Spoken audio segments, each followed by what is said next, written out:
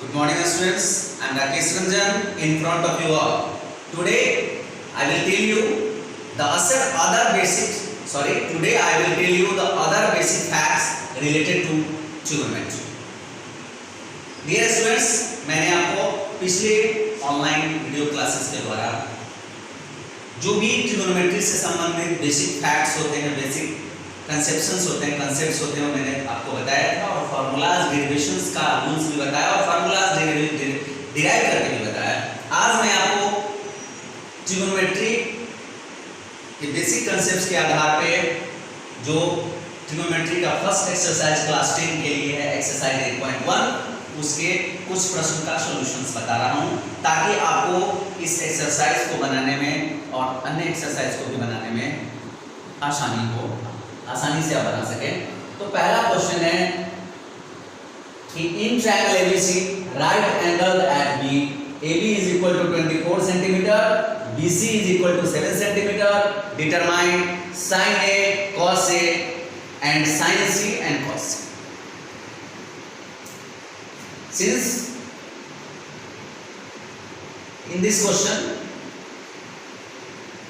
a given triangle is right angle triangle and right angle at B, so ABC एक right triangle का formation हम कर लिए, जहां राइट एंगल बी पे फॉर्मेशन किया, राइट एंगल बी पे हो गया और चूंकि ए बी बराबर 24 सेंटीमीटर दिया हुआ है और बी सी बराबर 7 सेंटीमीटर दिया हुआ, तो मैंने प्लॉट कर लिया।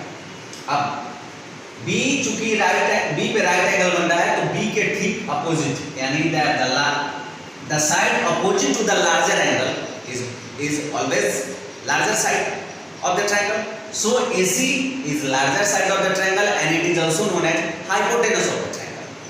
And dear students, we already studied in previous classes the square of hypotenuse is equal to the sum of the squares of other two remaining sides.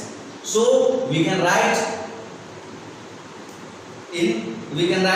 AC is equal to root under AB square plus BC square. यानी perpendicular is equal to hypotenuse is equal to root under perpendicular square plus base square. So AC is equal to root under 24 centimetre का whole square plus 7 centimetre का whole square is also equal to root under 576 centimetre square plus 49 centimetre square.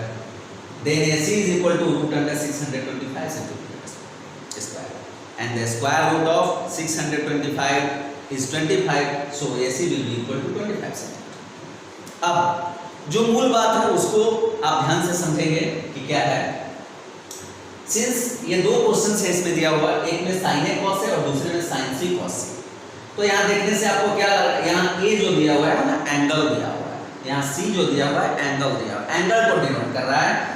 यानी जब A angle पे किसी भी trigonometric ratios को निकालना पड़ेगा, जैसे sin A cos A tan A cot A sec A cos A कुछ भी निकालना है, तो चूंकि A एंगल निकालना है तो जिस साइड पे एंगल बनता है angle lie on the side is known as base. यानी जिस साइड पे एंगल बनता है वह बेस कहलाता है राइट ट्रायंगल का। इसलिए जब A एंगल का ट्रिगोनोमेट्रिक रेशियोज निकालना शुरू करेंगे तो A एंगल के ट्रिगोनोमेट्रिक रेशियोज के लिए ये AB बेस हो जाएगा और BC परपेंडिकुलर हो जाएगा। और यदि C एंगल पे ट्रिगोनोमेट्रिक रेशियोज निकालना हो तो C एंगल के लिए BC बेस हो जाएगा और AB परपेंडिकुलर हो जाएगा। तो first of all we have to find out sin A। We already know that sin A is equal to perpendicular by hypotenuse and perpendicular by hypotenuse since A ले रहे हैं तो परपेंडिकुलर यहाँ पे BC हो जाएगा, तो BC by AC sin A बराबर perpendicular by hypotenuse. So A angle के लिए परपेंडिकुलर BC होगा, सो BC by AC के रूप में लिखेंगे और BC चूंकि 7 सेंटीमीटर है और AC 25, तो 7 सेंटीमीटर बाय 25 सेंटीमीटर बराबर 7 by 25।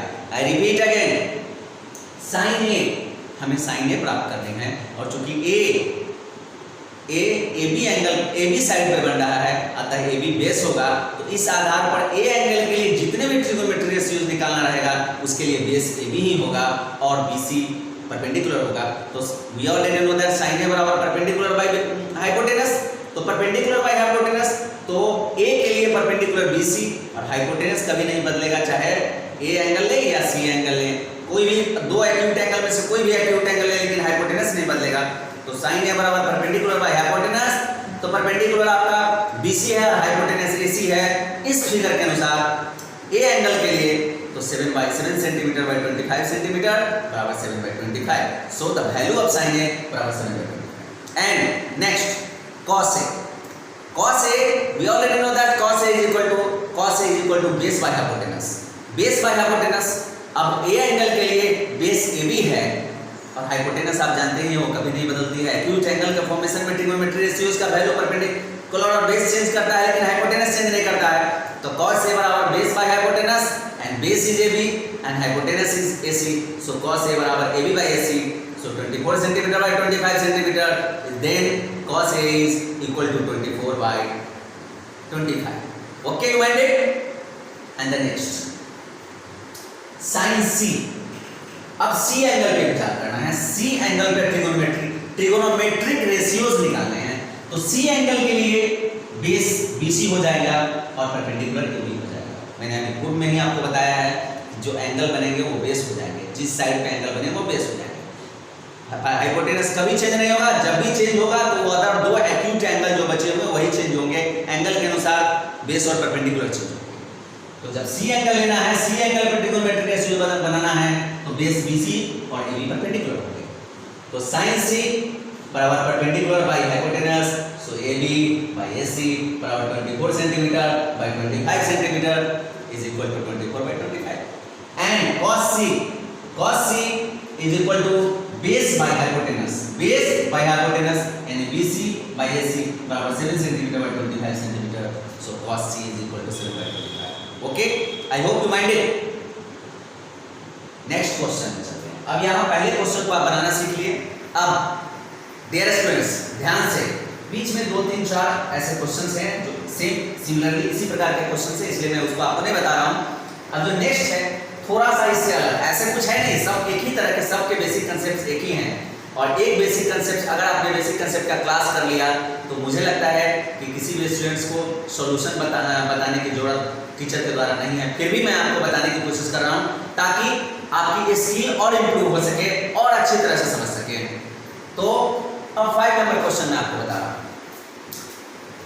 कि given sec theta is equal to 13/12 and calculate all other trigonometric ratios.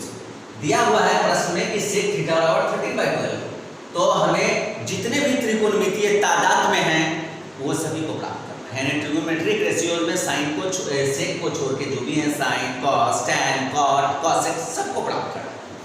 लेकिन अभी मैंने आपको बताया कि वहाँ साइन ए और साइन सी के बारे में या कॉस ए कॉस सी के बारे में अभी आपको उसके रिलेशन को समझाया।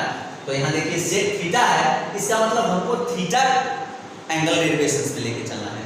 तो हम एक सबसे पहले बिना कुछ विचार किए हुए जो दिया हुआ है वो लिख लेते हैं। और चूंकि sec theta is equal to 13/12 दिया हुआ है और sec theta is equal to hypotenuse by base होता है, तो सॉरी हाइपोटेनस बाय बेस होता है, तो हाइपोटेनस बाय बेस लिख लिया। अब एक ABC एक राइट ट्रायंगल बनाया हमने जहां की हाइपोटेनस और बेस को दर्शाया और यहाँ थीटा एंगल दिया, यहाँ थीटा एंगल दिया। अगर यही थीटा यहाँ चला जाएगा तो फिर ये बेस हो जाएगा, लेकिन अगर यहाँ हमने लिया है तो बेस ही। तो यहाँ के अनुसार हमने 12 को निरूपित किया है, प्रदर्शित किया है। तो इन ट्रायंगल ABC हमें यह प्राप्त है, इस राइट ट्रायंगल में हाइपोटेनस और बेस प्राप्त है, तो हमें परपेंडिकुलर चाहिए क्योंकि और ट्रिगोनोमेट्रिक रेशियोज निकालने के लिए हमें परपेंडिकुलर की जरूरत पड़ेगी। तो हम परपेंडिकुलर पहले फाइंड आउट कर लेते हैं। तो we already know that perpendicular is equal to root under hypotenuse square minus base square. So AB is equal to root under 13 square minus AC square minus root under AC square minus BC square बराबर root under 13 square minus root under minus 12 square। So AB बराबर root under 169 minus 144। So AB is equal to 5 centimetre या 5 unit, because इसमें unit का derivation नहीं दिया हुआ है तो 5 यूनिट्स लिख दिया। कोई भी यूनिट सेंटीमीटर मीटर कुछ भी हो सकता है। अब चूंकि ये इसमें दिया हुआ है कि सेक थीटा के अलावा और भी जो ट्रिगोनोमेट्रिक रेशियोज निकालना है वो निकालना है, वो सभी हम प्राप्त करेंगे। यहाँ हमको सारी चीज निकल गई, हाइपोटेनस भी हाइपोटेनस प्राप्त पहले से ही है, बेस प्राप्त है नहीं, परपेंडिकुलर हमने 5 यूनिट निकाल ही लिया। अब हमको sin थीटा चाहिए, तो चूंकि थीटा यहाँ ले रहे हैं यानी बेस ये बेसी होगा, BC होगा, तो sin थीटा बराबर perpendicular by hypotenuse is equal to AB by AC is equal to 5 by 30। Because theta के लिए परपेंडिकुलर ये होगा, इसलिए AB लिखे AB बाय AC, यानी C के लिए तो 5 बाय 30 एंड cos थीटा बराबर बेस बाय हाइपोटेनस बराबर BC बाय AC बराबर 12 बाय 30 एंड tan थीटा बराबर perpendicular by base is equal to AB by BC बराबर 30 by 12। Sorry, tan theta is equal to perpendicular by base, perpendicular by base, perpendicular by base, तो AB by BC is equal to AB by BC is equal to 5 by 12। Okay, 5 by 12 and cot theta is equal to base by perpendicular, cot theta is equal to base by perpendicular is equal to 12 by 5 and sec theta is given that sec theta is equal to hypotenuse by base AC by BC is equal to 30 by 12 and cosec theta is equal to hypotenuse by perpendicular and AC by AB barabar 30 by 5. That is the solution of question number 5. Okay, I think you minded the solution of question 1 and question 5. Thank you. Dear students, and the next question is question number 8. Question number 8. If 3 cot A barabar 4, check whether 1 minus tan square A by 1 plus tan square A is equal to cos square A minus sin square A or not. यानी प्रश्न कह रहा है आपको कि यदि 3 cot A बराबर 4 हो तो जांचे कि 1 minus tan square A by 1 plus tan square A cos square A minus sin square A के मान के बराबर होगा या नहीं। तो डियर स्टूडेंट्स, इसको देखिए आप, given that since 3 cot A बराबर 4, then we can write cot A बराबर 4 by 3 and we already know that cot is equal to base by perpendicular और चूंकि A पे एंगल बन रहा है, A एंगल की बात हो रही है cot A, तो बेस इज AB, तो 4 by 3 डिनोट कर दिया हमने एक राइट ट्रायंगल में 4 by 3। अब 4 by 3 हमने बेस और परपेंडिकुलर डिनोट कर दिया, तो हमें हाइपोटेनस की जरूरत पड़ेगी cos और sin निकालने के लिए। तो हम हाइपोटेनस सिंपली जो जानते हैं हम पहले से कि हाइपोटेनस बराबर root under perpendicular square plus base square, root under 4 का स्क्वायर प्लस 3 का स्क्वायर और 5 यूनिट्स के रूप में बना लिया इसको। 5 यूनिट्स आ गया। अब लेफ्ट हैंड साइड आपका दिया हुआ है 1 minus tan square A by 1 plus tan square A, तो left hand side 1 minus tan square by 1 plus tan square A, और since we already know that tan A बराबर tan theta और tan A और tan A बराबर P by B and perpendicular base होता by base होता है, तो 1 minus perpendicular by base का whole square by 1 plus tan square बराबर 1 प्लस परपेंडिकुलर बाई बेस का होल स्क्वायर। तो देन अब इसको लिखते हैं 1 माइनस परपेंडिकुलर बाई बेस, तो 3 बाई 4 परपेंडिकुलर 3 और 4 बेस, परपेंडिकुलर 3 और 4 बेस, तो 1 माइनस 3 बाई 4 का होल स्क्वायर। फिर नीचे 1 प्लस परपेंडिकुलर बाई बेस का स्क्वायर लिखना है, तो 1 प्लस 3 बाई 4 का होल स्क्वायर, और इसका आगे सिंप्लीफिकेशन करने पर 1 minus 9 by 16 by 1 plus 9 by 16, जो 7 बाई 16 बाई 16 बाई 25 हुआ, इसको सिंप्लीफिकेशन करने सिंप्लीफाई करने पर 7 बाई 16 इंटू 16 बाई 25 हुआ, और 16 कैंसिल हो गया, 7 बाई 25 बचा, तो RHS का वैल्यू आपको 7 बाई 25 आया। अब LHS का वैल्यू आपको 7 बाई 25 आया, और RHS पर हम इसको देख लेते हैं कि क्या ये LHS और RHS बराबर है।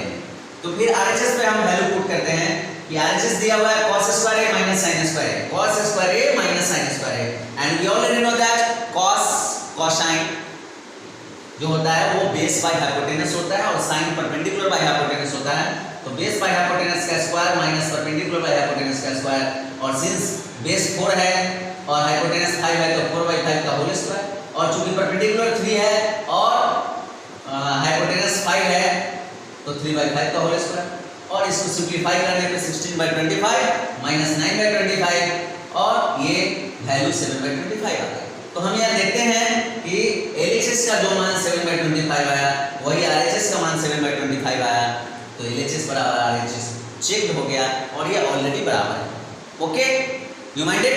Thank you. फिर नेक्स्ट डे हम अगले एक्सरसाइज को समझाएंगे।